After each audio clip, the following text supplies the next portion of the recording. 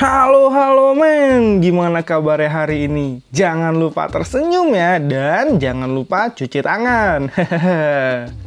Oke, nggak usah lama-lama lagi. Terima kasih ya sudah menonton di Melodi Cerita. Kita akan lanjutkan keseruan dari episode sebelumnya.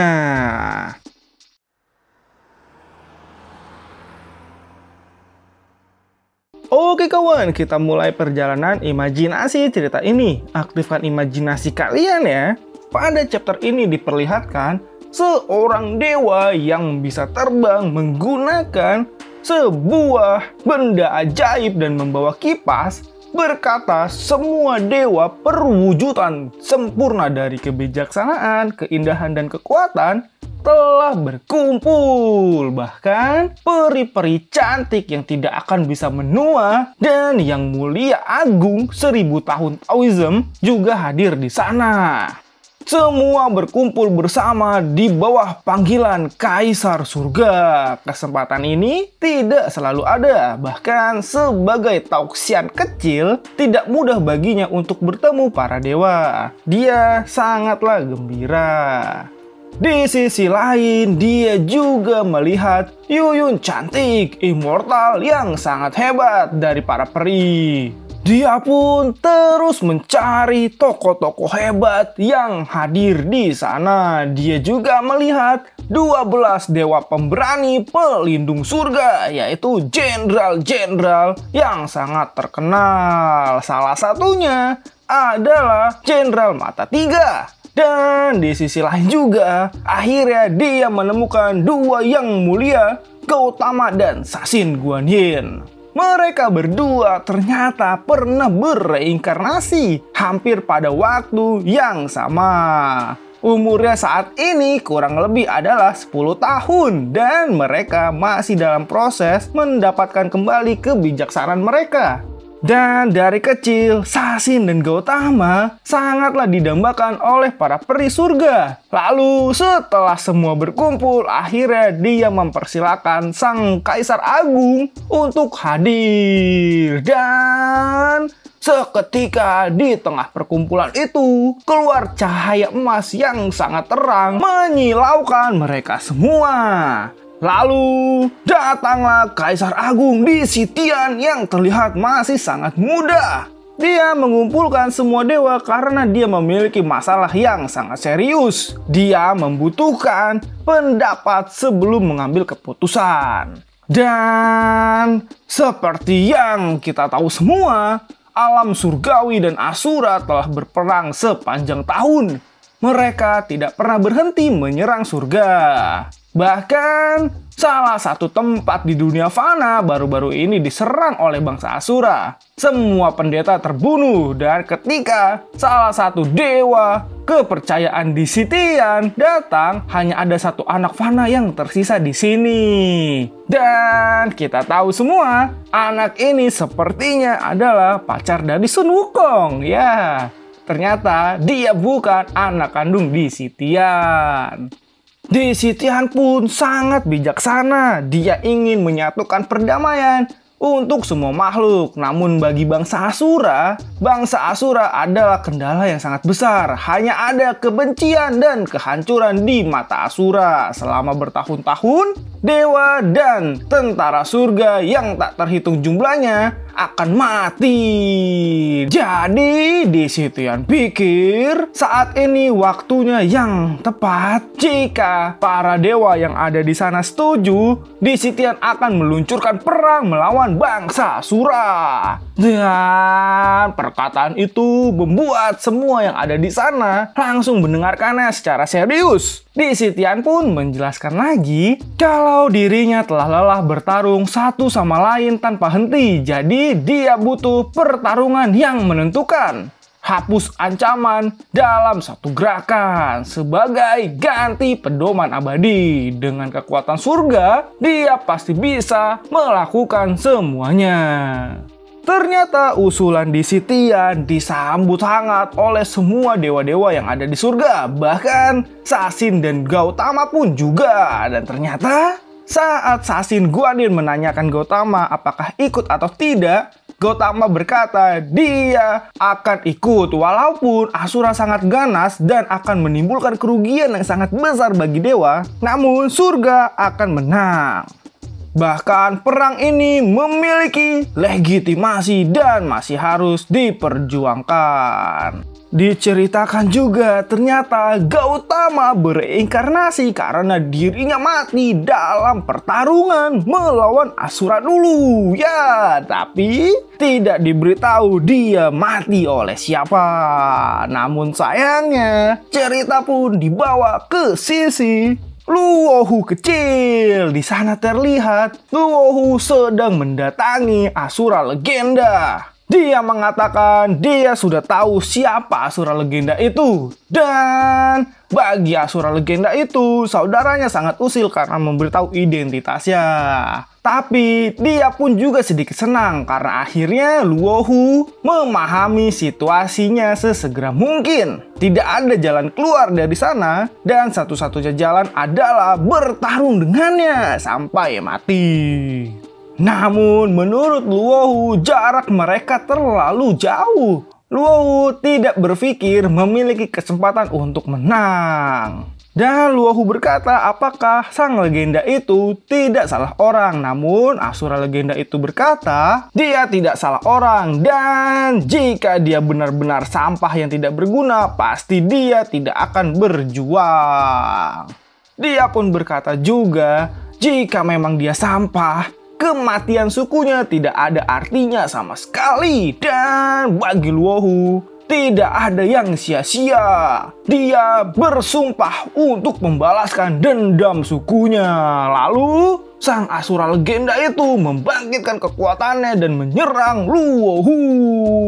Dan cerita pun tiba-tiba dibawa ke sisi Luohu keluar dari peperangan itu. Dia berkata dia hanya bisa pergi jika bertarung melawan Asura legenda. Dan padahal dia dianggap sebagai Asura terlemah di sukunya. Namun bagi Asura legenda baik itu, kelemahannya hanyalah ilusi. Dan dia meminta Luohu untuk melihat baik-baik kakinya. Saat ini dia bisa berjalan tanpa bantuan. Karena Asura sesungguhnya adalah dewa perang dan kekuatannya berasal dari potensi batinnya yang terbuka. Dan tubuhnya secara alami bekerja sama. Dia pun meminta Luohu untuk mempelajari bahwa dia dapat merasakan kritis sejak Luohu masih muda dan melarikan diri dari bencana sebelumnya. Meski mobilitasnya terbatas, tapi Luohu bisa bertahan sampai saat ini.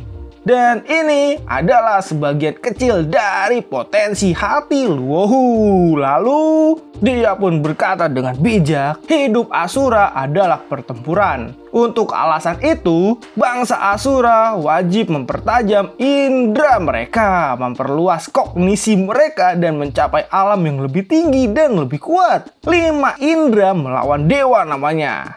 Dan Luohu harus belajar membukanya sebanyak mungkin.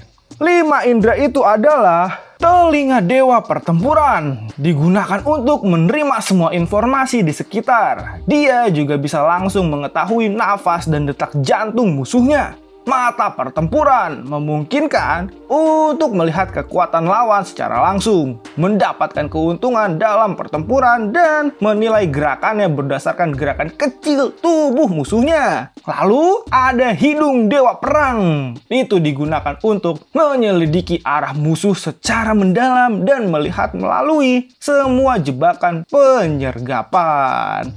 Dan juga ada sentuhan pertempuran dewa. Dan gunanya adalah memungkinkan dia memahami pengalaman lawan melalui kontak. Perasaan itu adalah dasar dari segalanya. Ya, hati pertempuran adalah kekuatan pendorong untuk bertempur.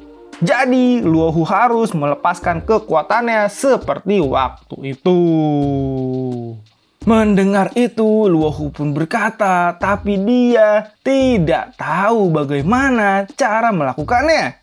Dan sang legenda itu memberitahu itu adalah amarah. Jadi detak jantung yang keras membuat darah menjadi panas dan berubah menjadi api. Jadi marahlah dan ingat hal-hal yang membuatnya marah. Biarkan darah terbakar, dan itu yang dinamakan jiwa pertempuran Asura. Semakin keras dia membakar, semakin kuat kemampuannya. Dan cerita pun dibawa ke tempat pertempuran. Luohu melawan Asura legenda.